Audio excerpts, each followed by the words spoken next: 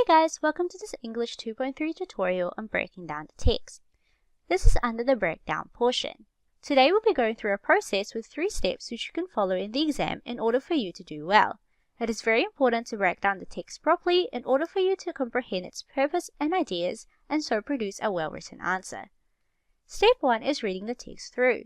Step 2 is to read the question for that text, and Step 3 is to highlight and identify language features. Alright, so let's begin with step 1, which is to read the text through.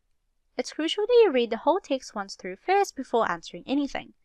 You don't need to identify anything yet, that's in a later step. Ensure you're just simply understanding what the text is about first. This is important because it provides information on the ideas of the text at a general level. If you focus on the little details straight away, you might not be able to understand the central purpose or theme, so reading it first would solve this. The next step is to read the question designed for it. It's important to do so because it ensures that you are directly answering it later on. If you don't answer it, you might not be able to pass. As you read the question, highlight the important parts which you need to include in your answer. By highlighting these parts, it can also give you a fair idea on the key ideas of the text, which can then confirm your understanding from the previous step. Let's now look at some examples and see how we can identify the important parts. Here is the first example. For this, I would highlight the poet uses language features as well as explore the meaning of marriage. Therefore, for my answer, I have to make sure I have language features which bring out marriage for the text it's for. It also reveals the clue that the text is obviously about marriage. Here's another example which is from the 2018 exam. I would highlight the character's attitude and trapping a rabbit changes. For this, I would have to address these 2 parts in my answer, and it also shows the key idea about trapping a rabbit. The last step is to highlight and identify language features in the text. So reread the text again and start highlighting the parts which you believe could be used to answer the question. As you do, label them with its language feature, even if it's just above or it could be a little annotation. This step helps you to analyze and link ideas with the language features you found. It also ensures you found lots of language features to use as your examples in your answer. Especially when aiming for high marks, you need to have various language techniques. You can't just have metaphors or just have alliterations. You need to have a variety. With that in mind, here are some language features which you can use. One of the most common techniques is metaphor, which is when there is a comparison between 2 things which are dissimilar. So in this example, night is compared with a curtain. They're both completely unrelated, yet it gives an artistic effect and we understand what the phrase means. Contrast is also quite common, and this is the difference between 2 objects, people, or places. This could present themes in different ways, but its effect depends on the purpose of the text.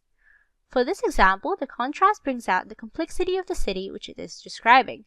Contrast also includes techniques like paradox and oxymoron, which are bringing 2 opposing words together. So phrases like the beginning of the end or love-hate relationship. Rhetorical questions are also used quite frequently. This could be found in non-fiction texts, which can be quite hard to find techniques at times. However, these questions can be found in prose and poems too.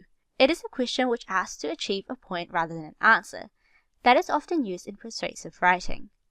Alliteration is another feature, which is the repetition of identical or similar sounds in the beginning of a word. This could add emphasis to a certain idea in writing. And personification is giving human characteristics to something which is non-human. This is a very common use of figurative speech because it brings objects to life. Like in this example, it gives a whimsical effect to the text it's from. Here are a list of more common language features you can take note of. You can pause this video and read the definitions. You can also go through Google and find some examples or more details if you wish. There are also so many more language techniques out there which are not included in this list, so you can Google those as well. Let's now look at some examples and how we can break it down and find some language features. Here's a poem by Sylvia Plath which we can go through. I can highlight this phrase and will label it as metaphor because of the word dissolving. I would also highlight this, which is another metaphor. The suit is a metaphor for society and the social pressure for marriage. I would label this phrase as a rhetorical question. Here we have a clever way of repetition. The word proof is repeated even if it's included into completely different words. This gives emphasis to it. I would also highlight proof and roof and identify them as rhyme. Here we have another example which is a prose. We'll be going through identifying techniques for this because this process can be different from poetry. For prose, it's quite interesting to look at sentence structure. Here is an example of a compound sentence. I've also highlighted this part and will label it as simile due to the comparison with checkers. I can also highlight these two words as adverbs which help with the description, and this question which is an example of rhetorical question. So what do you need to know from this tutorial? It's very important to break down the text given because it ensures you fully understand and so produce a well-written answer. It's also important that you have a variety of language techniques identified in your text in order to achieve those high marks. So, the 3 steps again are: read the text through without any identifying yet. This is just so that you have a general idea of what the text is about. Then, read the question so you're aware of what you need to answer and so what you need to find from your text when identifying important parts. And lastly, highlight and identify language features which you can then use as examples in your answer. But that's it for today, guys. Thank you for watching this tutorial, and I'll see you in the next video.